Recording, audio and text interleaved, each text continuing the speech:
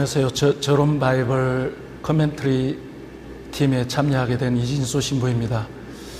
제가 오늘 꽃가루 알러지가 있어서 목이 좀 좋지 않아서 양해 구하기 바랍니다. 제가 저론 바이블 커멘터리 시리즈를 전반적으로 다 보지는 않았지만 제 전공에 입각해서 제가 맡은 파트는 소위 제2성전 시기 그리고 그레코 로만 시기에 물려있는 작품들입니다. 가톨릭 교회 내에서는 제2경전으로 분류되는 작품들이고요.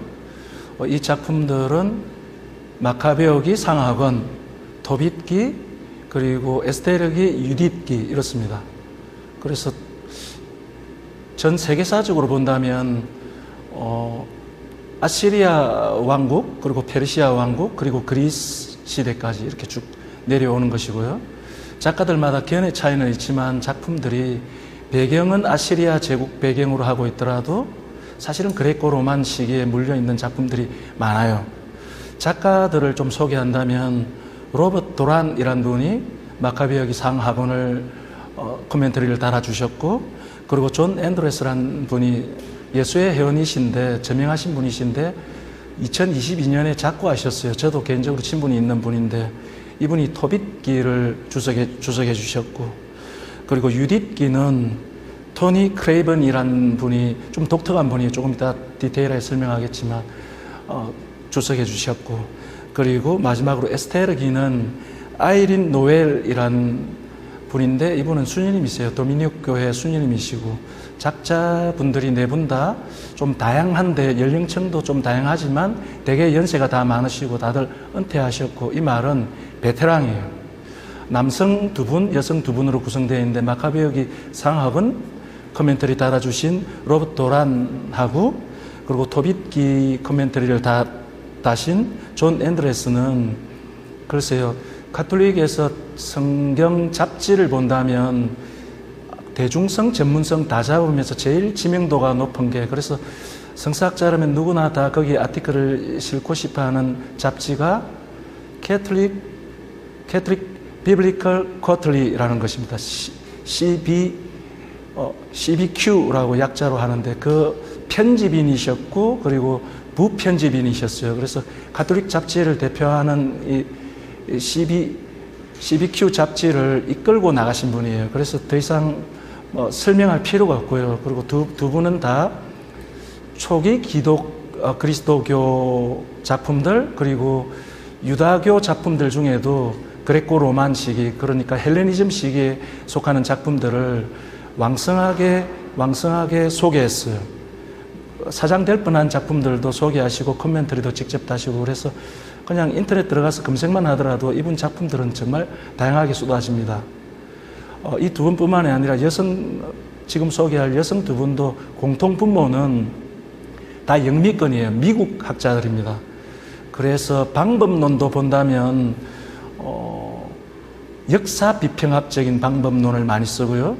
역사 비평학적인 방법이라 그러면 비전문가들은 좀 다소 모를 수 있는데, 성경을 보면 모든 것들이 역사 안에서 벌어진 것이지만 이것이 허구도 많고 소설적인 요소도 많고 여러 가지 문학 장르가 포함되기 때문에 엄밀한 의미에서 역사성을 신화적인 요소도 많고 말이죠. 역사성을 따지긴 힘들지만 역사 비평적으로 접근한다는 것은 최대한 역사성에 입각해서 작품을 분석하는 것을 의미합니다. 여러 가지 각도로 역사 비평학도 설명할 수 있겠으나 역사 비평학적인 이 방법론이 사실은 근현대에 들어오면서 주도했지만 포스트 모더니즘으로 들어오면서 현대에 들어오면서 살짝 좀 밀려났어요, 사실은. 왜냐하면 많은 사람들이 정말 액면 그대로 캠코더로 찍은 것처럼 사건이 일어났든 안 일어났든 각색되었건 도출되는 의미가 중요하다고 생각했기 때문에 다른 방법론들이 굉장히 많이 대두됐어요. 근데 지금에 와서 다시금 좀 부활했다고나 할까? 재조명되는 게 역사 비평학적인 방법론입니다. 왜냐하면 복음 하나만 놓고 보더라도 이게 아무리 좋은 의도를 가지고 있고 아무리 좋은 신학적 의미를 제시한다 하더라도, 제공한다 하더라도 역사성과 무관하다면 무슨 소용이 있겠어요. 그래서 그레코 로만 시기에 있는 작품들도 오늘 소개할 토빗기, 유딧기, 에스테르기 같은 경우도 엄밀한 의미에서는 가톨릭 경전 안에서는 역사서 카테고리에 속해 있지만 역사 실제로 일어난 사건일까 하는 데 있어서는 굉장히 의구심을 풀 정도로 소설적인 요소가 많은 게 사실이에요.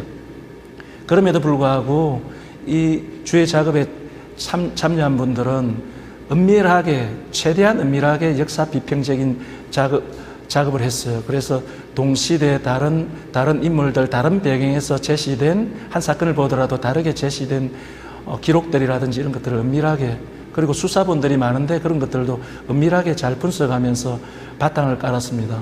그게 이번 시리즈에서 다른 작품들은 모르겠지만 제가 맡고 있는 이 파트의 특징인 것 같고요. 그리고 유딧기를 코멘트를 해주신 분은 토니 크레이븐이라는 분인데 제 개인적으로는 잘 모르는 분인데 독특하게 가톨릭 그리고 개신교와 할 것 없이 성서 주석 시리즈 중에서도 Woman in the Bible 이래가지고 성경 내에서 여성들에 대해서 여성 관점에서 주의를 시도하는 학자들이 많이 생겼어요. 남성들보다는 여성들이 주도했겠죠. 그 주도적인 인물 중에 한 분입니다. 두 분 다. 그래서 크레이븐 같은 경우는 좀 독특한 게 유딧기를 주석했을 때 존 제이 콜린스란 신구약 중간 시기 문헌의 제일 선두주자인 분이 손을 봐줬어요. 감수라고나 할까 이런 걸 봐줬다는 것은 또 뭔가 두 분이 친분이 있다는 것을 추측할 수 있고요.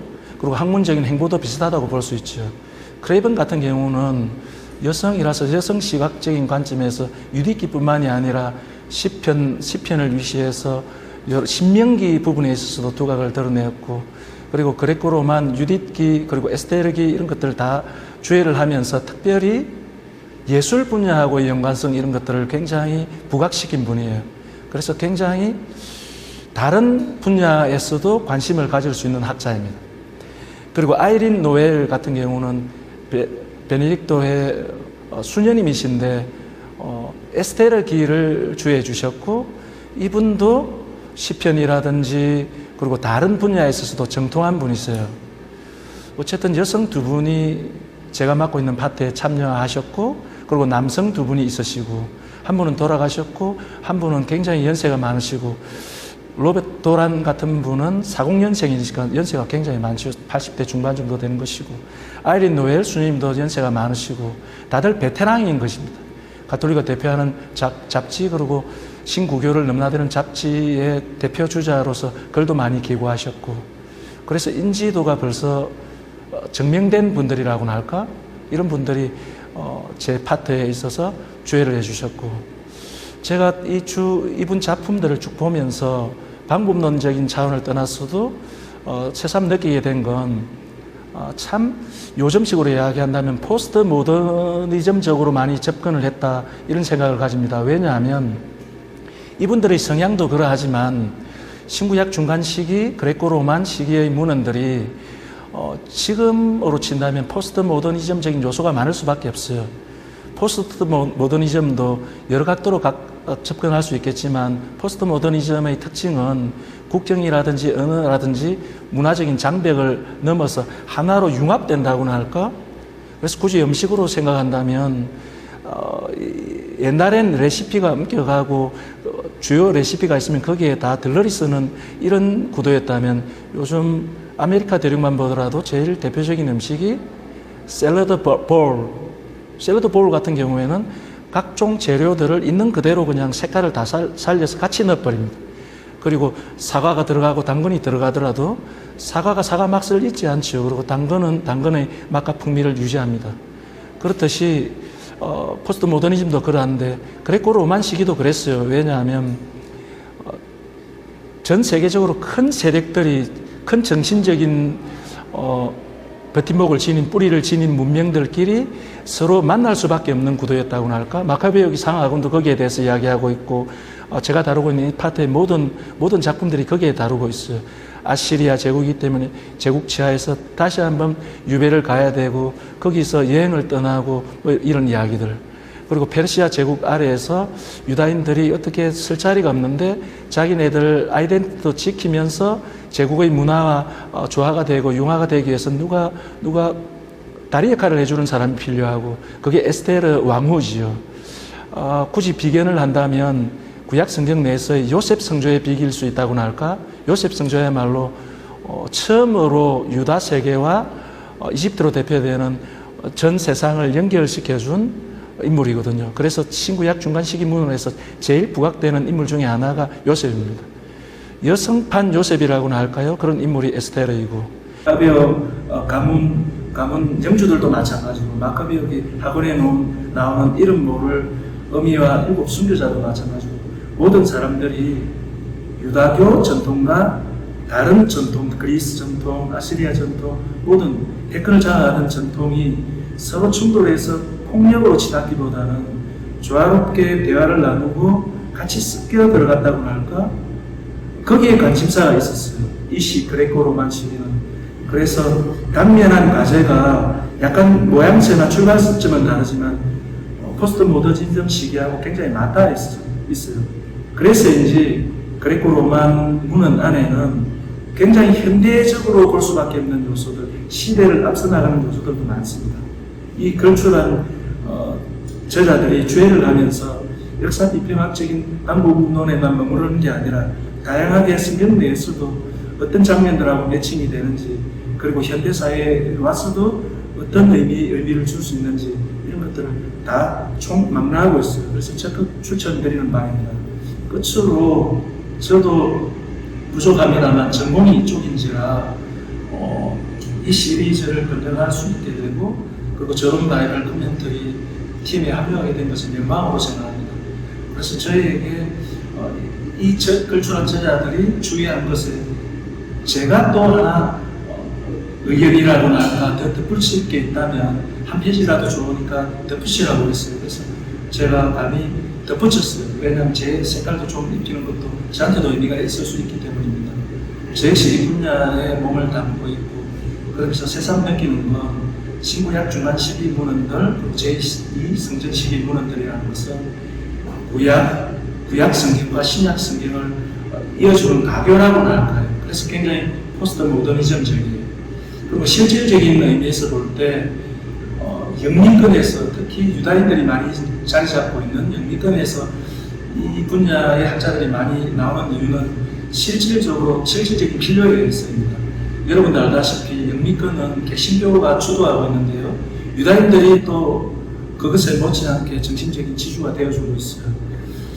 개신교하고 그리고 가톨릭은 어떻게 보면 여러 가지 차원에서 교회의 가르침에 있어서 상충되는 게 있다고 생각하는 부분들이 많지만, 그레코 로만 시기의 문헌을 연구하다 보면 유다교의 문헌 아닙니까? 유다교 전통 내에서 이미 그 당대에는 지금식으로 그렇게 뾰족하게 이야기하지는 않았지만 세월이 흐르고 난 다음에 그리스도교 전통 안에서 가톨릭교회 이름으로 공표된 공적인 가르침들이 이미 씨앗처럼 다 대퇴되어 있다는 것입니다.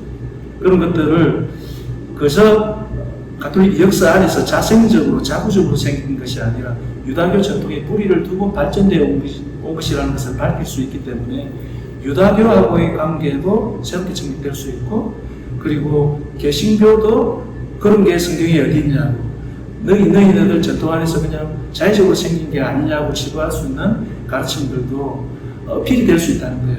그래서 글쎄 종교 일치 차원에서, 대화 차원에서도 굉장히 기여할 수 있는 그레코 로만 시기의 문헌들이고, 이 문헌들을 제일 대가들이 코멘터리하고 제가 감히 또 번역을 하고 약간 덧붙였기 때문에 여러 가지 의미로 포스트 모더니즘 시기에 살고 있는 우리 모두에게 하는 말씀이 새롭게 강생의 신기를 맞이할 수 있는 그런 좋은 계기가 될 것이라 믿어 의심치 않습니다.